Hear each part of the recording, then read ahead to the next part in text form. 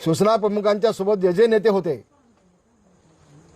त्या सगळ्या नेत्यांना आयुष्यातून राजकारणातून कायमचा उद्ध्वस्त करण्याचं पाप त्यांनी सुपारी घेतली होती उद्धव ठाकरेंनी. तोच उद्धव आता उद्ध्वस्त होणार आहे आपल्याला दिसेल.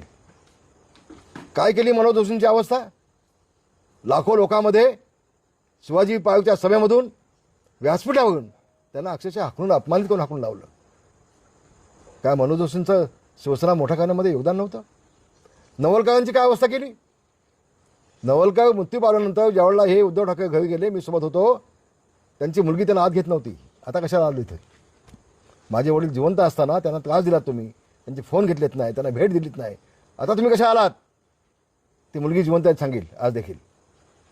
इलादर ठाकेना वर्षा बंगल्याच्या बाहेर 4 तास उभी करून ठेवली, त्यांना भेट दिली नाही. दिवाकर रावतेंचं मंत्रिपद काढलं, आमदारकी काढली, त्यांना घरी बसवलं. रामदास कदमांची आमदारकी काढली, मंत्रिपद काढलं, आपल्या मुलाच्या मतदारसंघात दिलं आणि माझं मंत्रिपद स्वतःच्या मुलाला दिलं, आदित्यला. रामदास कदमांना घरी बसवली.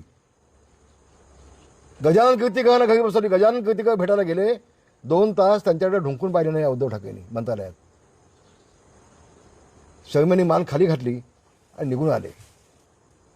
तर शिवसेना प्रमुखांच्या सोबत जे जे नेते होते त्या सगळ्या नेत्यांना संपवण्याचं पाप ज्या उद्धव ठाकरेंनी केलं तो उद्ध्वस्त होणार नाही. एकनाथ शिंदे बाजूला काय निघून गेले, त्याविषयी त्यांना अपमानित केलं. कॅबिनमध्ये त्यांचे हौसे गौसे नवसेच घेतले आणि ह्याला 3 तास भाग करून ठेवलं एकनाथ शिंदेना. तेव्हा गागांतून निघून गेले.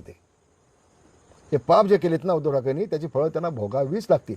आणि म्हणून शिवसेना, खरी शिवसेना प्रमुखांची आहे, ते एकनाथ शिंदेंची आहे.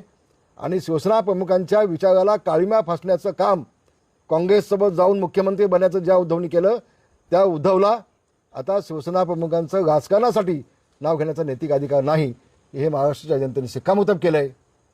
नवीन सांगायची आवश्यकता नाही. धन्यवाद.